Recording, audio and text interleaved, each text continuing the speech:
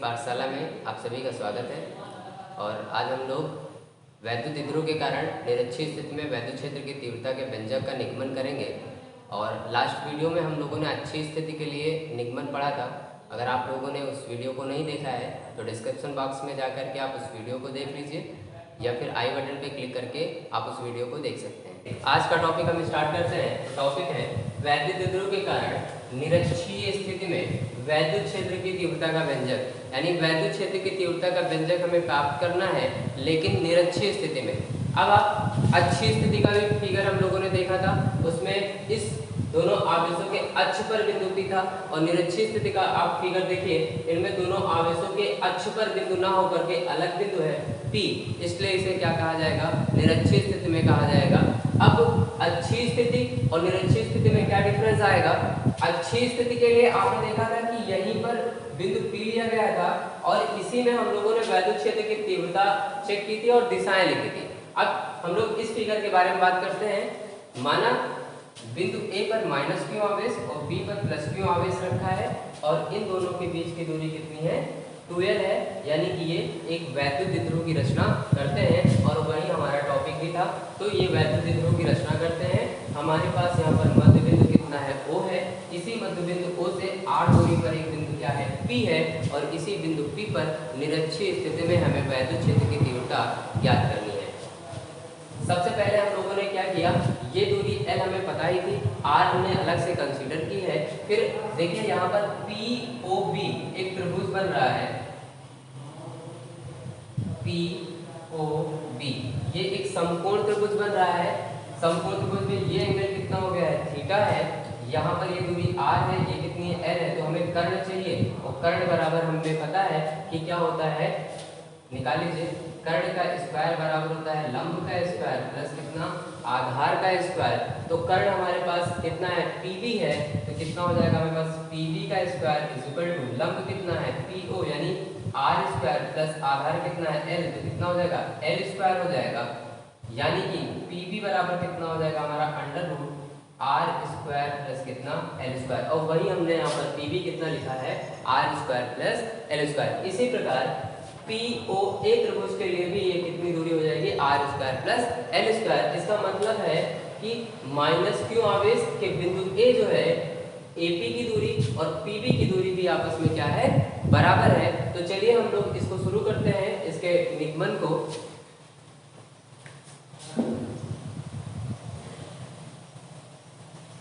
पहले हम लोग निकालेंगे -q आवेश के लिए वैद्युत क्षेत्र की तीव्रता। अब देखिए जरा, -q आवेश के लिए वैद्युत क्षेत्र की तीव्रता कितनी है, E2 है, और उसकी दिशा किधर है, आवेश की तरफ है। और पुराने लेक्चर में, यानी पिछले लेक्चर में हम लोगों ने पढ़ा था वैद्युत क्षेत्र और दिशा।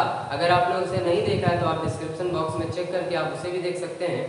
तो ये AP जो डिस्टेंस है वो R square plus L square है। अब -q आवेश के लिए निकालते हैं, तो लिखेंगे -q आवेश के कारण वैद्युत क्षेत्र की तीव्रता।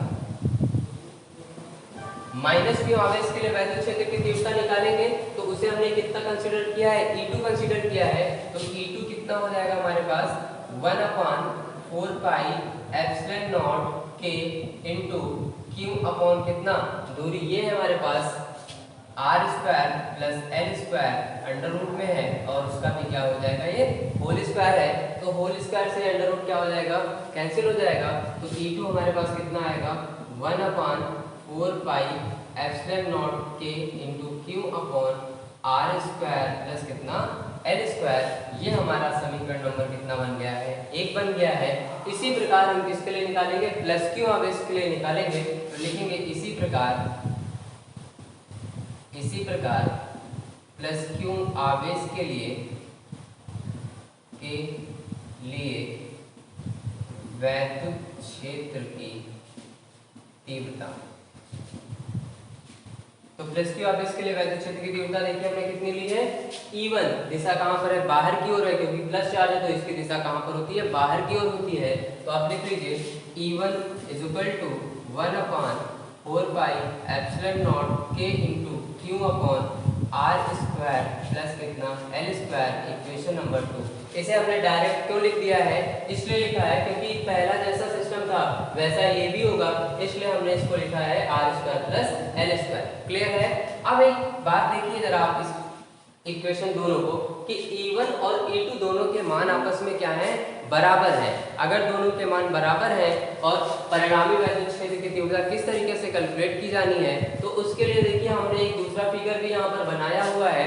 और इस दूसरे फिगर में देखिए कि ये जो पॉइंट है P हमारा, इस पॉइंट P के पास से जो वैद्युत क्षेत्र की तीव्रताएं E1 और E2 हैं, इनके लिए दो घटक काम करेंगे, साइन थीटा और कॉस थीटा, यानी कि एक लंबवत घटक होगा, लंबवत, और एक क्षैतिज यानी समांतर। ठीक है, तो इन दोनों घटकों में ये जो E1 और E2 साइन थीटा है, इन दोनों की दिशाएं परस्पर विपरीत हैं तथा ये दोनों आपस में बराबर हैं, जिसकी वजह से ये एक दूसरे से क्या हो जाएंगे, कट जाएंगे।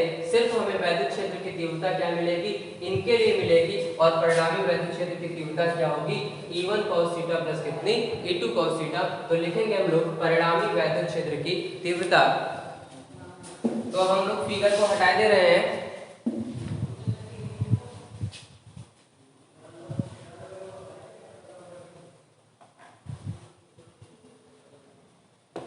लिखेंगे परिणामी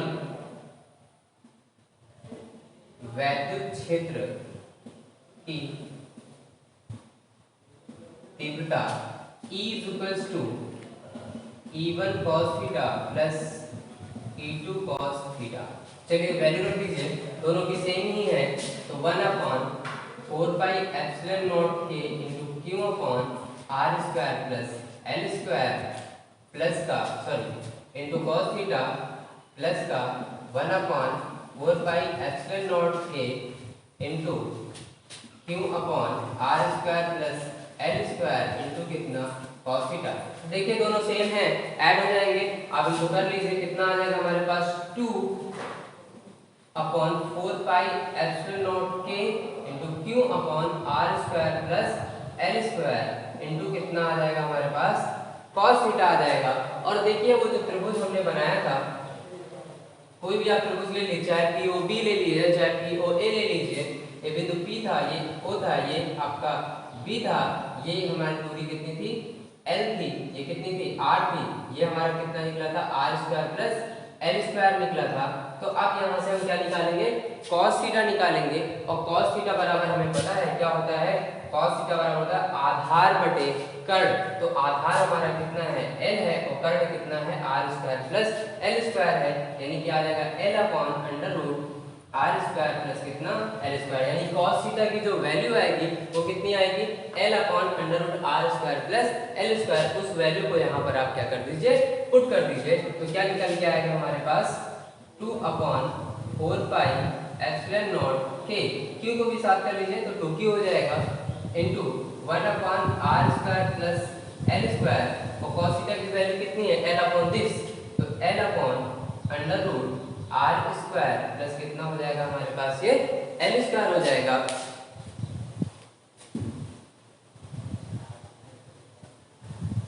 उसके बाद फिर हम लोग इसमें क्या कर रहे हैं, देखिए यहाँ पर लिखा है under root R square plus L square. Under root R square plus L square का मतलब है कि इस पूरे की घात कितनी है, आधी है। इस पूरे की घात कितनी है, आधी है, और इस पूरे की घात कितनी है, एक है। तो आधी घात इसकी है और इसकी एक है, तो दोनों घातें आपस में क्या हो जाएंगी, जुड़ जाएंगी। तो जुड़ने के बाद ये हो जाएगा 2q upon 4 pi epsilon naught k into l upon R square plus L square की पावर कितनी हो जाएगी, 3/2 हो जाएगी। कैसे हो जाएगी, हमें पता है कि 1 + 1/2 कितना होता है, 3/2 होता है। ठीक है, तो हमारे पास निकल के आया E = 2q upon 4 pi epsilon naught k l upon R square plus L square की पावर 3/2। तो चलिए देखते हैं इसके आगे क्या होता है।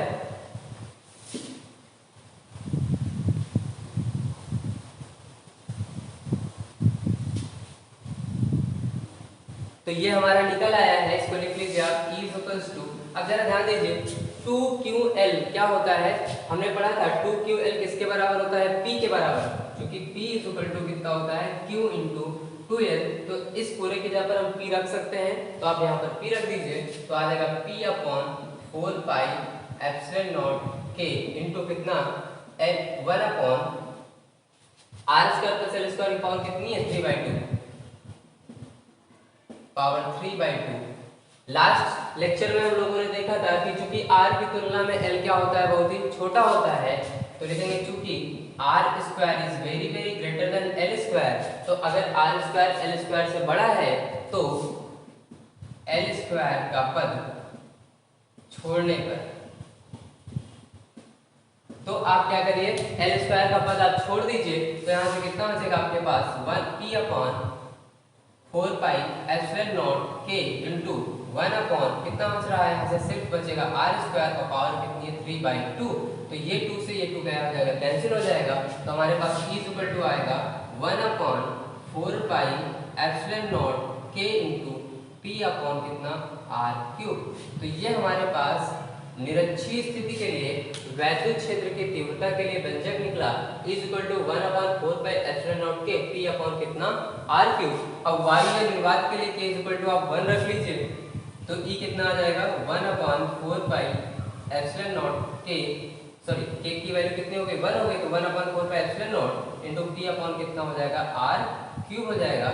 अब आप जरा इस एक्सप्रेशन को देखिए, लिखा है E is equal to 1 upon 4 pi epsilon naught into p upon कितना r क्यूब है, तो ये किसके लिए निकला है, वैद्युत ध्रुव के कारण निरक्षीय स्थिति में निकला है। और अगर अभी हम अच्छी स्थिति का लिखें तो अच्छी स्थिति के लिए व्यंजक आपका निकला था 1 upon 4 pi epsilon naught into 2p upon कितना r क्यूब। तो देखिए ये अच्छी स्थिति के लिए कितना निकला था 2p अपॉन r क्यूब निकला था, और निरक्षीय स्थिति के लिए कितना निकला है p अपॉन r क्यूब निकला है। इसका मतलब है कि वैद्युत क्षेत्र की तीव्रता जो निरक्षीय स्थिति में है, यानी निरक्षीय स्थिति का 2 गुना किस स्थिति में होता है, अच्छी स्थिति में होता है। क्लियर है, तो ये आपका एक्सप्रेशन बन गया is equal to 1 upon 4 pi epsilon naught into p upon कितना r क्यूब। क्लियर है, तो आज हम लोगों ने निरक्षीय स्थिति में वैद्युत क्षेत्र की तीव्रता का व्यंजक पढ़ा।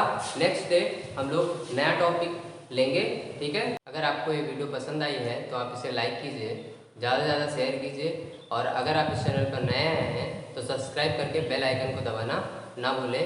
धन्यवाद।